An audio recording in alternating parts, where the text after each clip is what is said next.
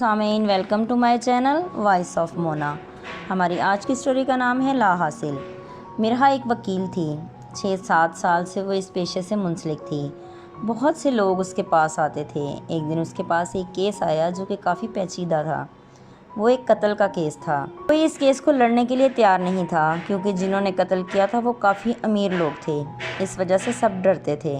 مرحا بھی سوچ میں پڑ گئی کیا کرے کیا نہ کرے، پھر بھی اس نے کیس لے لیا۔ وہ ایک لڑکی تھی جو ذمہ داروں کے گھر کام کرتی تھی۔ اسے مار دیا گیا تھا۔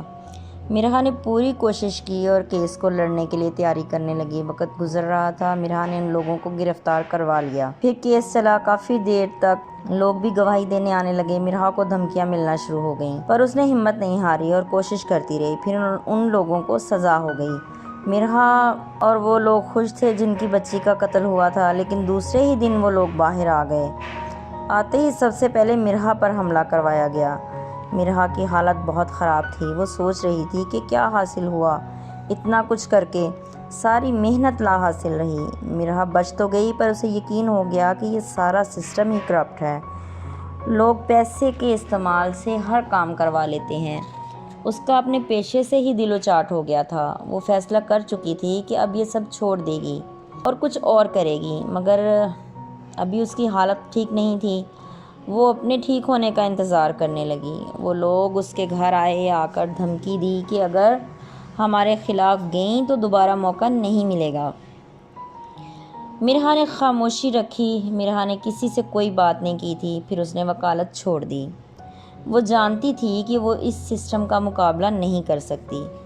پھر اس نے اپنا کام شروع کر لیا۔ وہ اب ایک ٹرانسپورٹ کمپنی کی مالک تھی اور اپنا بزنس چلا رہی تھی۔ اب بھی وہ اس بات سے دکھی ہے کہ لوگ پیسے کے غلط استعمال سے دوسروں کو پریشان کر دیتے ہیں۔ وہ بھی اسی سسٹم کا حصہ تھی۔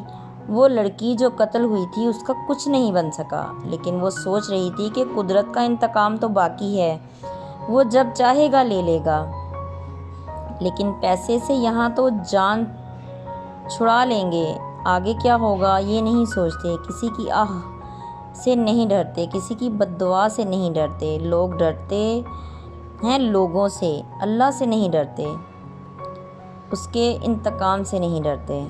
جیتے رہیے، خوش رہیے۔ ملتے ہیں اگلی کہانی کے ساتھ۔